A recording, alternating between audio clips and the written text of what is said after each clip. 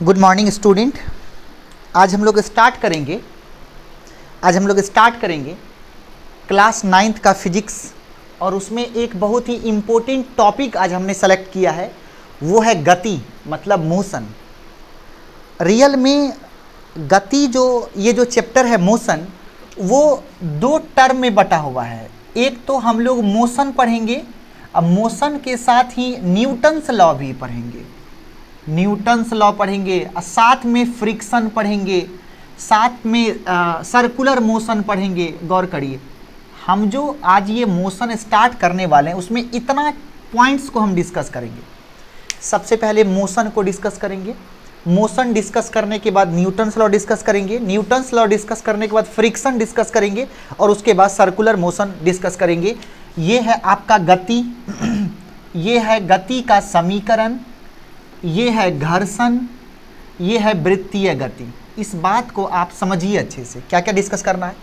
सबसे पहले मोशन पढ़ेंगे आप, जो हम आज स्टार्ट करना चाहते हैं। दूसरा होगा न्यूटन्स लॉ ऑफ मोशन, तीसरा होगा फ्रिक्शन, चौथा होगा सर्कुलर मोशन।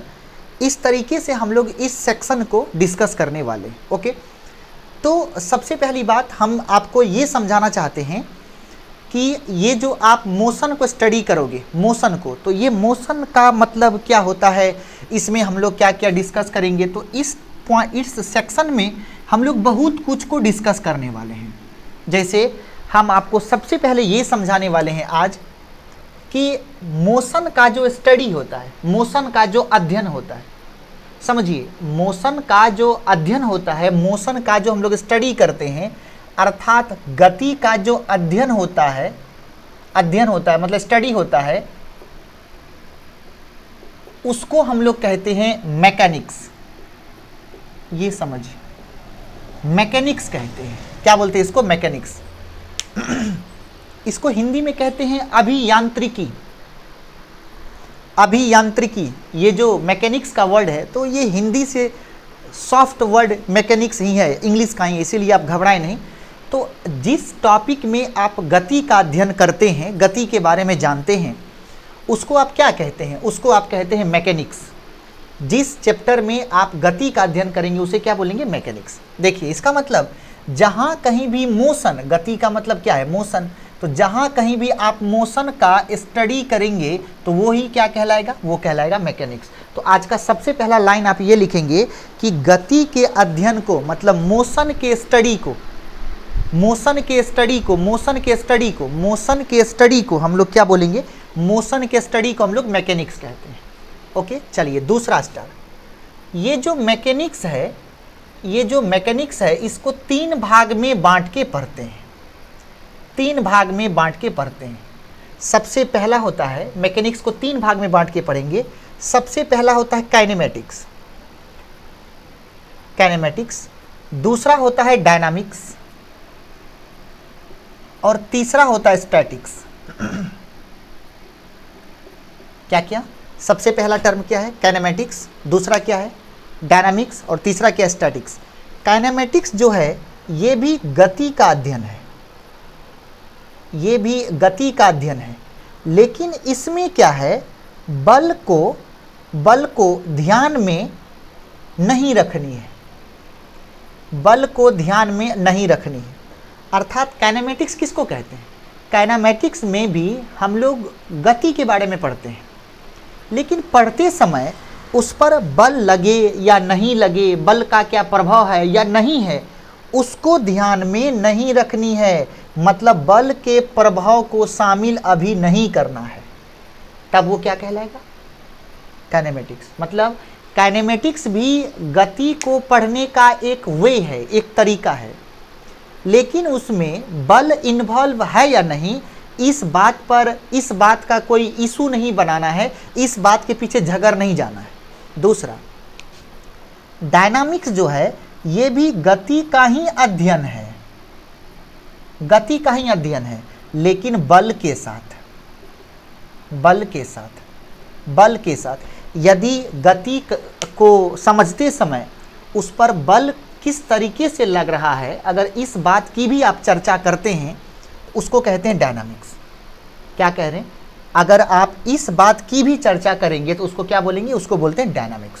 सबसे पहली बात, एक चीज है काइनेमेटिक्स, दूसरा है डायनामिक्स और तीसरा क्या, स्टैटिक्स। स्टैटिक्स किसको बोलेंगे, तो स्टैटिक्स कहते हैं कि ये भी गति का ही अध्ययन है, लेकिन रुके हुए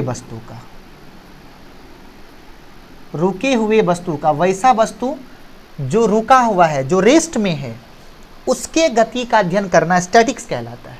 जैसे मान लेते हैं कि ये आपके घर की दीवार है और उस दीवार से एक बीम बाहर निकला हुआ है, छत में जो बीम ढालते हैं वो बीम बाहर है, या एक इसमें लकड़ी का या पोल का खंभा ऐसे लगा हुआ है, आप इस पर चढ़ गए और आप फोर्स नीचे लगाते हो, तो नीचे जब फोर्स लगाओगे तो ये जो बीम है वो इस तरीके से मोशन करेगा, छोड़ दोगे तो रेस्ट में, अब बल लगा दिए तो इस तरीके से मोशन करेगा, फिर बल हटा लिए फिर रेस्ट में, फिर ऐसे मोशन करेगा। इसी को क्या बोलते हैं, स्टैटिक्स। स्टैटिक्स भी गति का ही अध्ययन है, लेकिन किसका, रुके हुए वस्तु का।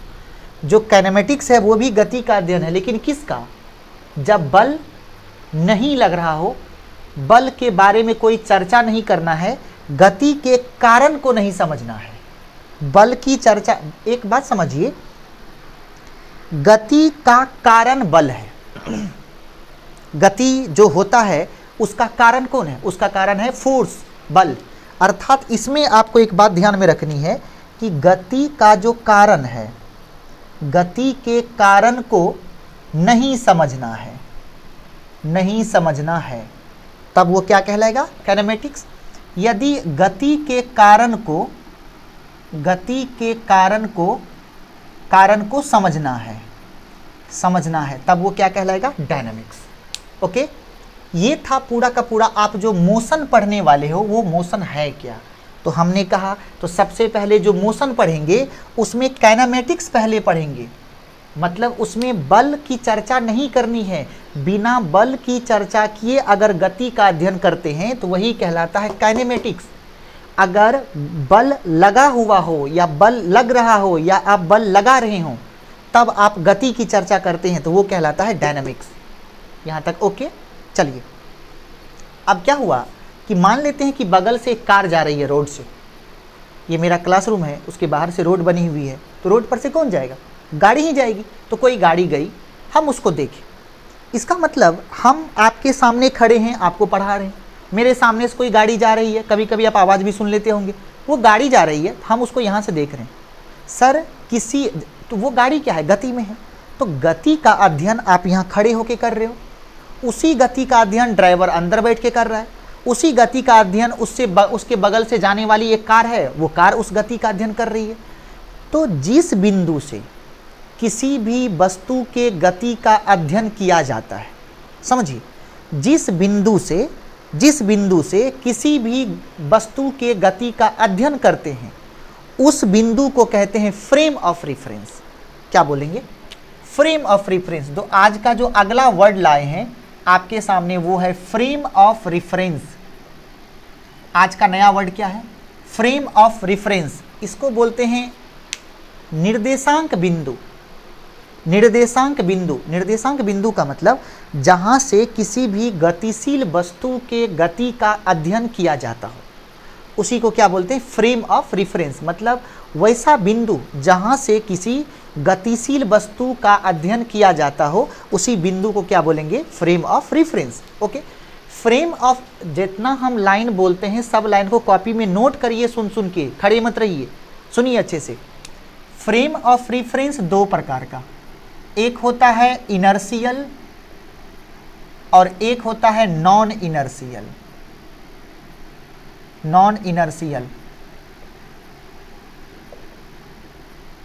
FOR का मतलब फॉर नहीं, फ्रेम ऑफ रेफरेंस। एक होता है इनर्शियल मतलब जड़त्वीय फ्रेम ऑफ रेफरेंस, दूसरा होता है अजड़त्वीय फ्रेम ऑफ रेफरेंस। समझिए, एक हो गया जड़त्वीय और एक हो गया अजड़त्वीय। जड़त्व का मतलब होता है कि अगर कोई बिंदु, जैसे हम रेस्ट में रुके हुए हैं, हम स्थिर हैं और तब किसी गतिशील वस्तु को देखते हैं, तब इस फ्रेम का नाम होगा जड़त्वीय, मतलब इनर्शियल फ्रेम ऑफ रेफरेंस। अगर हम खुद दौड़ रहे हैं और एगो कार को देख रहे हैं तो ये हो गया अजड़त्वीय। लेकिन अगर हम रुके हैं, या नियत वेग से गति कर रहे हैं। इसका मतलब फ्रेम ऑफ रेफरेंस किसको बोलेंगे? तो वैसा फ्रेम, इसमें डैश दे के लिखेंगे, वैसा फ्रेम जो रुका हो या नियत वेग से, या नियत, इसको बोलते हैं कांस्टेंट वेलोसिटी, नियत वेग से गति कर रहा हो, समझिए, नियत वेग से गति कर रहा हो। क्या बोल रहे हैं? नियत वेग से गति कर रहा हो, समझिए। इनर्शियल फ्रेम किसको बोलते हैं? जो या तो रुका हो या फिर अगर मूव भी कर रहा हो तो नियत वेग से गति कर रहा हो। ओके, और इनर्शियल फ्रेम में ही फिजिक्स को पढ़ने का तरीका बनाया गया है। आप जो फिजिक्स पढ़ते हैं या फिजिक्स में लिखते हैं, फिजिक्स की भाषा में बातें करते हैं, वो किस फ्रेम में है? वो इनर्शियल फ्रेम में है। और सुनिए, ये फ्रेम बनाया गया पृथ्वी को कौन सा फ्रेम माना गया? कौन सा फ्रेम माना गया? इनर्शियल फ्रेम माना गया। और पृथ्वी को इनर्शियल फ्रेम मान करके ही फिजिक्स के सभी इक्वेशन को लिखा गया। कोई डाउट नहीं है, हमसे गुस्सा नहीं है, मत होइए। चलिए सुनिए, उसके बाद नॉन इनर्शियल वो होगा जो गति करेगा,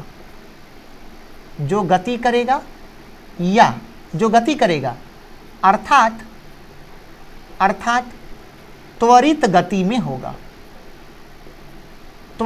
में होगा, मतलब जिसके पास त्वरण होगा, त्वरित गति में होगा।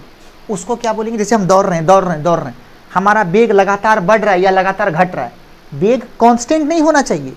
वेग अगर कांस्टेंट है तब तो हो गया इनर्शियल, लेकिन अगर वेग मेरा रेगुलरली घट रहा है या बढ़ रहा है तब वो होगा नॉन इनर्शियल। और नॉन इनर्शियल फ्रेम की अगर हम लोग बात करें, जैसे कि चलती हुई कार के द्वारा, कार के अंदर से हम लोगों को देखना, चलती हुई कार का टर्निंग पे टर्न लेना, ये सभी नॉन इनर्शियल फ्रेम का उदाहरण है। ओके, तो फ्रेम ऑफ रेफरेंस किसको बोलते हैं? जिस निर्देशांक बिंदु से आप किसी गतिशील पिंड का अध्ययन करते हैं, गतिशील पिंड के गति का अध्ययन करते हैं, उसी बिंदु को क्या बोलते हैं?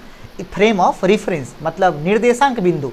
उसको दो भाग में बांटा गया, इनर्शियल मतलब जड़त्वीय और नॉन इनर्शियल मतलब अजड़त्वीय। ये दो चीज को समझे। चलिए तीसरी बात समझिए। तीसरी बात हम आपको दो शब्द समझाएंगे। एक समझाएंगे गति का मतलब मोशन, और एक समझाएंगे विराम का मतलब हो गया रेस्ट। इस दो वर्ड को समझना है, गति किसको कहते हैं और विराम किसको कहते हैं। जैसे मान लेते हैं कि हम एक वस्तु हैं और इस बिंदु पर खड़े हैं आपके सामने, या बगल में आप घड़ी ऑन कर लीजिए, अगर आप समय के साथ हम यहीं रुके हुए हैं, मेरे स्थान में कोई परिवर्तन नहीं हो रहा है, तब हम विराम में हैं। अगर कोई वस्तु समय के साथ अपने स्थिति में परिवर्तन ना कर सके, यदि कोई पिंड या वस्तु समय के साथ अपने स्थिति में परिवर्तन ना कर सके तो उसको बोलते हैं रेस्ट, मतलब विराम। और यदि समय के साथ कोई पिंड अपने स्थिति को बदल सके,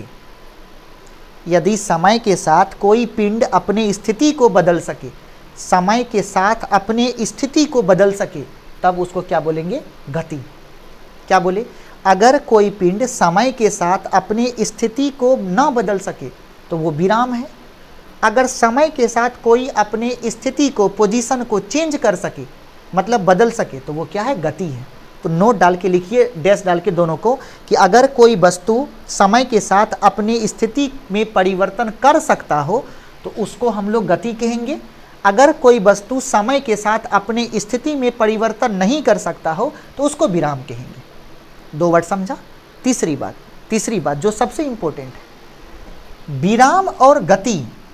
समझिएगा, विराम और गति ये दोनों सापेक्ष राशि है। मतलब ये रिलेटिव क्वांटिटी है। कैसे? जैसे देखेंगे, जैसे हम ट्रेन में चल रहे हैं, हम अंदर बैठे हुए हैं, बाहर का चीज़ हमको भागता हुआ पीछे नज़र आ रहा है, मेरी तुलना में वो गति में है। लेकिन अगर बाहर वाले लड़के से पूछा जाए कि बताओ तुम हमको किस में देखते हो, तो वो बोलेगा तुम तो भाग रहे हो ट्रेन में। हम बाहर वाले को गति में कहते हैं और बाहर वाला हमको गति में कह रहा है। तो ये क्या है? जैसे हम ट्रेन के अंदर आए तो कोई दूसरा गति में हो गया, हम ट्रेन से में से उतर गए कोई दूसरा गति में हो गया। इसका मतलब किसी भी वस्तु को गति और विराम में कहना फिक्स नहीं है। मेरी तुलना में आप गति में हैं तो किसी और की तुलना में आप विराम में हो सकते हैं। मतलब क्या, आपकी गति या विराम आप पे निर्भर नहीं करता है, देखने वाले का नज़रिया क्या है उस पर निर्भर करता है। इसीलिए एक पॉइंट आप लिखिए कि विराम और गति जो है वो निश्चित नहीं है, तो वो क्या है, अनिश्चित है। अनिश्चित का मतलब क्या हो गया, सापेक्ष राशि है, रिलेटिव क्वांटिटी है। अर्थात फ्रेम बदलने पर, फ्रेम मतलब नज़रिया, नज़रिया बदलने पर जो वस्तु गति में है वो रुका हुआ हो सकता है और जो रुका हुआ है वो गति में हो सकता है। इसलिए rest and motion is not a absolute quantity, rest and motion is a relative quantity. Rest और मोशन निश्चित नहीं है, वो फ्रेम के साथ, फ्रेम ऑफ रेफरेंस के साथ बदल सकता है। इसीलिए किसी की तुलना में कोई वस्तु गति में और किसी की तुलना में कोई वस्तु विराम में हो सकता है। तो आज हम आपको समझाएं गति और विराम किसे कहते हैं। तो हम लोग जो पढ़ने वाले हैं वो गति के बारे में पढ़ने वाले हैं। ओके, चलिए अगला स्टार देखेंगे। अगला स्टार हम लोग पढ़ेंगे वस्तु के बारे में। वस्तु मतलब ऑब्जेक्ट। यहाँ ऑब्जेक्ट का मतलब हम लोग समझेंगे मास। मास मतलब द्रव्यमान।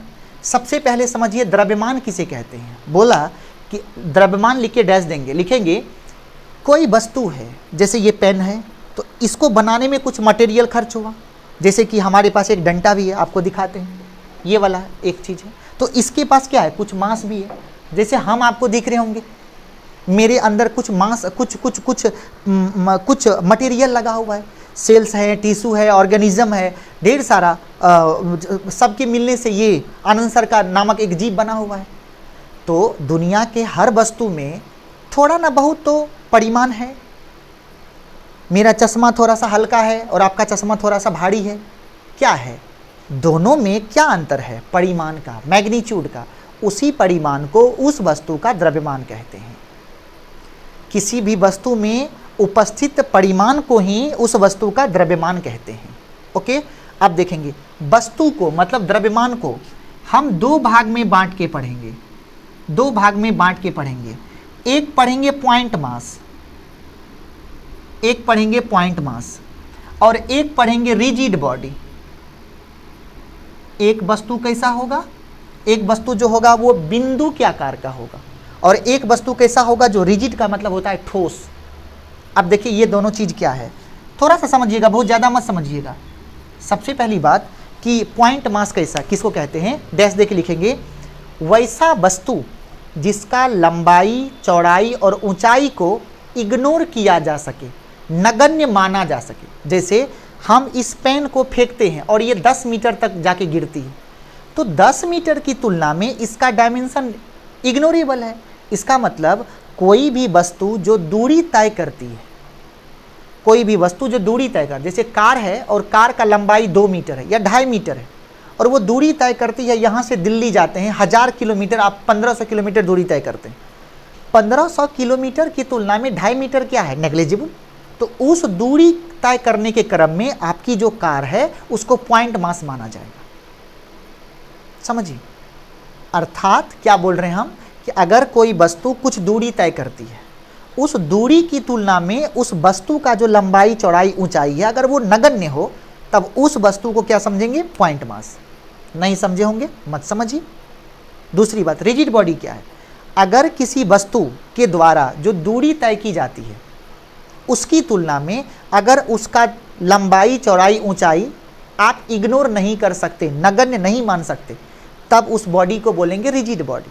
जैसे ये पेन, इस पेन को का है लंबाई 50 सेंटीमीटर या 20 सेंटीमीटर, हम इसको 100 सेंटीमीटर आगे फेंके तो 100 की तुलना में 20 इग्नोरेबल नहीं है, तो उस समय इसके लंबाई, चौड़ाई को इग्नोर नहीं कर सकते और तब इस बॉडी का नाम होगा रिजिड बॉडी। नहीं समझे होंगे। तो सबसे पहली बात, अगर किसी वस्तु के द्वारा तय की गई दूरी उसके डायमेंशन, डायमेंशन का मतलब लंबाई, चौड़ाई और ऊंचाई की तुलना में बहुत अधिक होता है, तब आप इसको इग्नोर कर सकते हैं। जैसे कि ये इसको फेंके, ये 100 मीटर जाके गिरा और इसका जो लंबाई है वो है 20 सेंटीमीटर, तो 100 मीटर की तुलना में 20 सेंटीमीटर इग्नोरेबल है। इसीलिए उस समय इस बॉडी को क्या मानेंगे, पॉइंट मास। अगर ये बहुत कम दूरी के तुलना में अगर इसका आकार जो है इग्नोरेबल नहीं है, तब इसको क्या मानेंगे, रिजिड बॉडी। ओके ओके, चलते हैं आगे, जल्दी से नोट करेंगे। तो जब हम लोग आगे चलेंगे तो हम लोग ये डिस्कस करेंगे। ओके नेक्स्ट, अब हम लोग आगे बढ़ते हैं। अब हम आपको ये बताएंगे, आज थोड़ा सा ऊपर उठ के हम आपको एक बात डिस्कस करना चाहते हैं, और वो ये बात है कि हम आपको क्या सिखाए थे कि वस्तु का मास जो है वो बदलता नहीं है। याद है आपको, हमने आपको कहा था कि वस्तु का मास बदलता नहीं है। अब बुरा नहीं मानिएगा, थोड़ा सा अपना स्टेटमेंट पे हम आज खुद झुक जाएंगे। वस्तु का मास एकदम ही नहीं बदलता, एकदम ही नहीं बदलता। क्या लिख दिए हैं, वस्तु का मास एकदम ही नहीं बदलता है। लेकिन, अब लेकिन आ गया थोड़ा सा, हालांकि 9th स्टैंडर्ड में ये सब बात करना थोड़ा सा जुलूम ढाने जैसा है, लेकिन बात करेंगे। क्या करें, जब तक हम आपको 9th में अच्छे से नहीं पढ़ा पाएंगे, हम आपको नीट करवाने की सपना, जेई करवाने की सपना, IIT भेजने की सपना, आपको रेलवे SSC करवाने की सपना हम कैसे देख सकते हैं। आइए, तो जब सपना देखेंगे तो हमको तो मेहनत करना पड़ेगा। हम एक लाइन लिखे हैं कि वस्तु का मास एकदम ही नहीं बदलता, लेकिन समझिए, लेकिन यदि किसी वस्तु को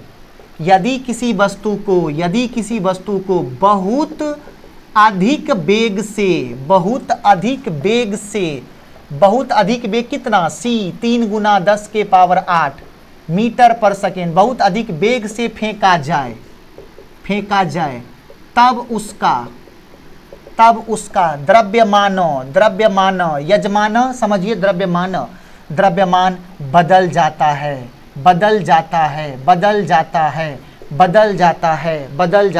क्या बोले, बदल जाता है। ओके, अब समझना पड़ेगा बदल कैसे जाता है।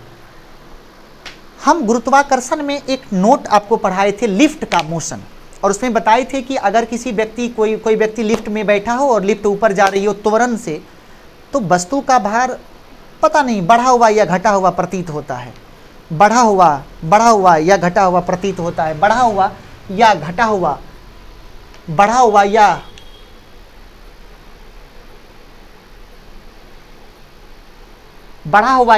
कौन चीज, द्रव्यमान, बढ़ा हुआ या घटा हुआ प्रतीत होता है।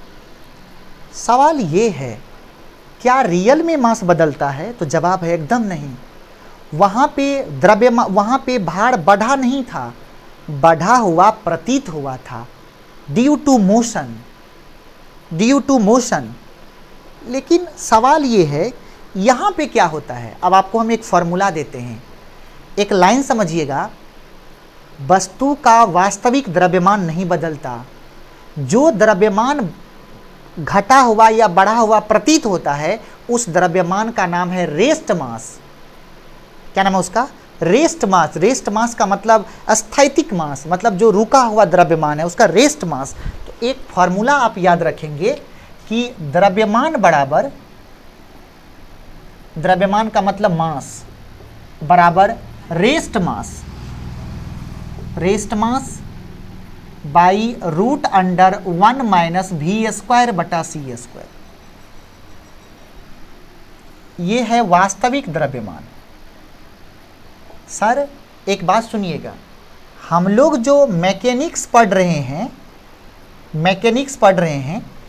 इस मैकेनिक्स में अच्छे से समझिएगा क्या कह रहे हैं। ये वस्तु का भी जो है, भी वो वेग है, और c जो है वो प्रकाश का वेग है। प्रकाश का वेग कितना होता है, 3 × 10⁸ मीटर पर सेकेंड। मान लीजिए आपके पास कार है, आप कितना वेग से दौड़ाते हैं, 100 किलोमीटर पर घंटा।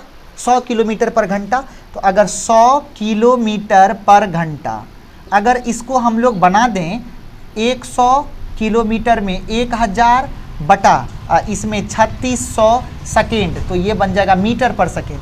2 0 2 0 कट गया, 18 × 36, 5 × 10, ये हो जाएगा 500 बटा 18 मीटर पर सेकेंड, मतलब अगर करें तो 18 तो या 54, लगभग 30 मीटर पर सेकेंड। सर इकाई दहाई सैकड़ा हजार 10,000 लाख 10 लाख करोड़ 3 करोड़ मीटर पर सेकेंड और वेग है आपका 30 मीटर पर सेकेंड। सर इसकी तुलना में ये आपका नेग्लिजिबल है। तो मैकेनिक्स में भी जो होता है वो सी से बहुत कम होता है। देखिए ना, अगर भी सी से बहुत कम होगा तो भी स्क्वायर भी तो सी स्क्वायर से बहुत कम होगा। तो सी को नीचे ले आए तो भी स्क्वायर बटा सी स्क्वायर बहुत बहुत कम हो जाएगा। तो बहुत एक से बहुत बहुत छोटा, तो इसको हम लोग मान ले एक से इतना छोटा होता है कि लगभग 0 मान लेते हैं। तो इसका मास 0, इसका मान 0 हो गया, 1 में से 0 घटेगा 1 हो गया, 1 का वर्गमूल 1 हो गया, 1 से भाग करेंगे तो कोई बात नहीं। इसीलिए वास्तविक द्रव्यमान बराबर होता है अस्थैतिक द्रव्यमान, ये दोनों बराबर हो जाता है। इसी को बोलते हैं रेस्ट मास। ये समझिए किसमें? मैकेनिक्स में। इसीलिए मैकेनिक्स में द्रव्यमान कभी बदलेगा, इस बात से आप बेफिक्र हो जाइए। आनंद सर लिख दिए आपको स्वर्णिम अक्षरों में। मैकेनिक्स में कितनों कोई मर जाए, किसी को कोरोना हो जाए, किसी का लंग्स जाम हो जाए, नो प्रॉब्लम, फिजिक्स का लंग्स कभी जाम नहीं होगा। ओके, हम ये कहना चाहते हैं कि मैकेनिक्स का लंग्स कभी जाम नहीं, ये नहीं कहना चाहते, दूसरा बात कहना चाहते हैं। हम ये कहना चाहते हैं कि मैकेनिक्स में वास्तविक द्रव्यमान और रेस्ट मास दोनों आपस में बराबर होगा। क्यों बराबर होगा? क्योंकि मैकेनिक्स में जो वस्तु का वेग होता है वो प्रकाश की गति की तुलना में नेग्लिजिबल होता है। इसीलिए इधर मास तास चेंज होने का कोई दिक्कत नहीं है। लेकिन फिर आ गया लेकिन, हमको तो समझ में आता है, लेकिन इतना आता है फिजिक्स में, इतना लेकिन आता है, मास्टर और स्टूडेंट दोनों का दिमाग खराब करके रख देता है। लेकिन अब लेकिन क्या, एक चैप्टर है उसका नाम है विद्युत चुंबकीय तरंग। एक चैप्टर है उसका नाम है विद्युत चुंबकीय तरंग। समझिए, विद्युत चुंबकीय तरंग कहता है कि विद्युत चुंबकीय तरंग जो है ये प्रकाश के वेग से गति करेगा। ये प्रकाश के वेग से गति करेगा। कौन? विद्युत चुंबकीय तरंग जो है वो प्रकाश के वेग से गति करेगा। तो इसका भी बराबर कितना हो गया? सी। आइए इस फॉर्मूला में रखते हैं। तो इसका वास्तविक द्रव्यमान बराबर रेस्ट मास बटा 1 माइनस भी स्क्वायर बटा सी स्क्वायर। तो भी के जगह पे क्या रख देंगे? सी रख देंगे। तो रेस्ट मास बटा में 1 माइनस सी स्क्वायर बटा सी स्क्वायर। सी स्क्वायर बटा सी स्क्वायर कितना हो गया? 1। ये है वास्तविक द्रव्यमान। तो वास्तविक द्रव्यमान बराबर रेस्ट मास बटा कितना हो गया? ये कट के 1 में से 1 गया 0, 0 का वर्गमूल 0। अब इधर आ जाएगा। अब यहाँ पे दो चीज़ समझिए। उसका 0 आकर के इधर जब गुना होगा तो ये क्या हो गया? खत्म, 0। तो रेस्ट मास कितना हो गया? 0। रेस्ट मास बराबर 0। अब एक बात समझिए, विद्युत चुंबकीय तरंग का मास कितना होता है? मास उसके पास अपना अपना होता है, लेकिन एक बात याद रखेंगे, उसका रेस्ट मास कितना होता है? 0। दुनिया का हर वो आदमी, अगर आपको हम टेंगड़ी पकड़े प्रकाश के वेग से फेंक दें, आपका रेस्ट मास 0 हो जाएगा। इस बात को समझिए, आपका रेस्ट मास तुरंत क्या होगा? तुरंत 0 हो जाएगा। आपका रेस्ट मास तुरंत 0 हो जाएगा। इसका मतलब दुनिया में जितना विद्युत चुंबकीय तरंग है सबका रेस्ट मास क्या होगा? 0 होगा। अब देखेंगे सर, एक विद्युत चुंबकीय तरंग है फोटोन। ये एनर्जी का पैकेट है, और फोटोन का रेस्ट मास कितना होगा? ये विद्युत चुंबकीय तरंग है तो इसका रेस्ट मास कितना होगा? 0 होगा। अब सवाल उठेगा, वो मास गया कहाँ? मेरा रेस्ट मास 0 हो गया, मेरा मास गया कहाँ? मेरा रेस्ट मास 0 हो गया तो सवाल है मेरा मास गया कहाँ? किसी के पास इसका जवाब नहीं था। उधर से एक बूढ़े बाबा आए, नाम था आइंस्टाइन साहब, आए और बोले बाबू मोशाय, घबराने की बात नहीं है, आपका मास एनर्जी में बदल गया, E बराबर mc²। बूढ़े बाबा आए और वो क्या बोले बच्चा घबराओ मत, तथास्तु, तुम्हारा जो मास खत्म हुआ है वो किस में कन्वर्ट हुआ? एनर्जी में कन्वर्ट हुआ। और इस इक्वेशन का नाम है मास एनर्जी इक्विवेलेंस या थियरी ऑफ रिलेटिविटी या मास एनर्जी इक्विवेलेंस। नहीं समझे होंगे, समझने की बात ही नहीं है। आप पहले ये समझिए, विद्युत चुंबकीय तरंग कौन कौन से हैं? विद्युत चुंबकीय तरंग कौन कौन से हैं, विद्युत चुंबकीय तरंग कौन कौन से हैं। राम आई विजिट यू, इस ट्रिक को याद रखेंगे आप। Ram I visit you by, इधर इधर सूझ रहा है, बाई एक्सरे गायको, इसी में सब है। ये है radio wave, microwave, infrared, visible ray, ultraviolet, x ray, gamma ray, cosmic ray. 8 गो विद्युत चुंबकीय तरंग है। कौन कौन है? रेडियो वेव, रेडियो तरंग, माइक्रो तरंग, इंफ्रारेड अवरक तरंग, ये क्या है? विजिबल रे मतलब दृश्य प्रकाश, अल्ट्रावायलेट पराबैंगनी, X ray, gamma ray, cosmic ray. 8 गो विद्युत चुंबकीय तरंग है। कौन कौन? सबसे पहला रेडियो वेव, रेडियो वेव, दूसरा माइक्रोवेव, माइक्रोवेव, तीसरा इंफ्रारेड वेव, चौथा विजिबल रे, विजिबल का मतलब होता है दृश्य प्रकाश, दृश्य प्रकाश। उसके बाद कौन है? अल्ट्रावायलेट, अल्ट्रावायलेट, अल्ट्रावायलेट, अल्ट्रावायलेट का मतलब क्या हो गया? पराबैंगनी किरणें। ये क्या है? ये है पराबैंगनी किरणें। उसके बाद कौन है? एक्सरे, उसके बाद कौन है? गामा रे, और उसके बाद कौन है? कॉस्मिक, कॉस्मिक रे। इतने विद्युत चुंबकीय तरंग हैं। और विद्युत चुंबकीय तरंग का बताइए तो वेग कितना होता है? c के बराबर 3 गुना 10 के पावर 8 मीटर पर सेकेंड। और इसका रेस्ट मास कितना होगा? 0, क्योंकि विद्युत चुंबकीय तरंग का रेस्ट मास क्या होता है? 0 होता है। नहीं समझे होंगे? समझ गए? तो अब हम लोग यहाँ से आगे प्रोसीड करेंगे। पहले जल्दी से क्विकली आप नोट करिए, आप यहाँ तक में क्विकली नोट करिए, यहाँ तक में क्विकली नोट करिए। नोट कर लिए? अब आपको समझना है। अब आपको क्या समझना है?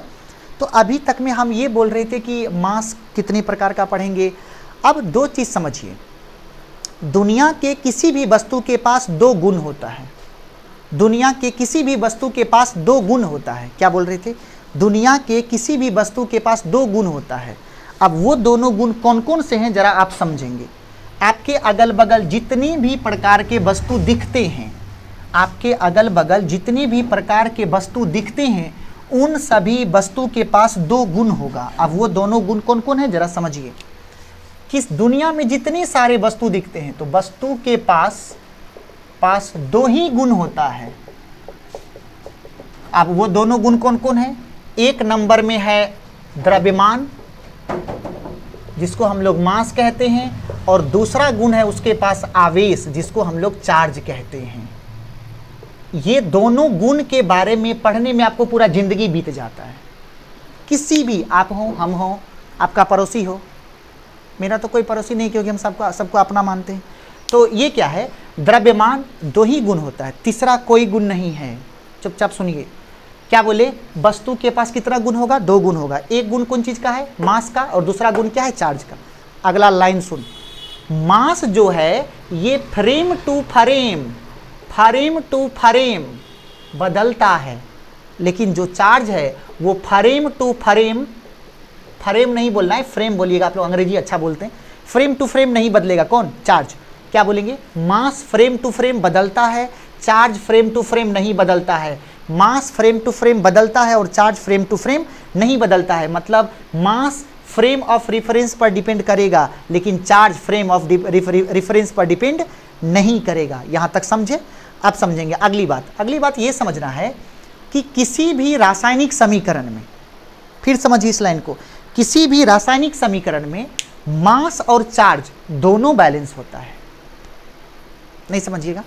किसी भी रासायनिक समीकरण में मास और चार्ज अर्थात द्रव्यमान और आवेश दोनों संरक्षित होता है। अर्थात दुनिया का कोई भी केमिकल रिएक्शन मास और चार्ज दोनों कंजर्वेशन पर डिपेंड करेगा।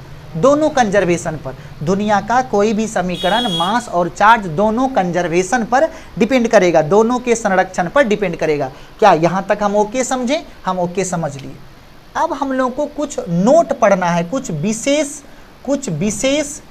विशेष बात को समझनी है। ये बात लिखा है कि बात लिखा है? बात। अब हुआ ना विशेष बात। अब ये विशेष बात कौन कौन होगा वो समझिए। सबसे पहले हम लोग समझेंगे विस्थापन के बारे में, उसके बाद समझेंगे दूरी के बारे में, उसके बाद समझेंगे चाल के बारे में, उसके बाद समझेंगे वेग के बारे में, उसके बाद समझेंगे त्वरण के बारे में, इतना, और उसके बाद हम लोग सबको मिला के समीकरण लिखेंगे और उसके बाद सवाल करेंगे और उसके बाद आज के क्लास को हम लॉक करेंगे। नहीं समझे? अभी कोई नहीं काटेगा वीडियो, अभी सुनिएगा। सबको धन्यवाद अदा करेंगे। बताइए, हम ही पढ़ाते हैं, हम ही धन्यवाद करते हैं, कैसा कैसा हालत है आज का। चलिए आप भी हमको धन्यवाद करते हैं, हमको विश्वास है। आप पूरा पढ़िए, लाइन बाय लाइन नोट्स बनाइए, फिर आप वही कहिए कि सब दिन अंतिम में आप यही समझाते हैं। यही समझाएंगे जब तक आपको नौकरी नहीं हो जाती है, यही समझाएंगे। ओके, आज के लिए इतना ही, तब तक के लिए धन्यवाद कहते हैं।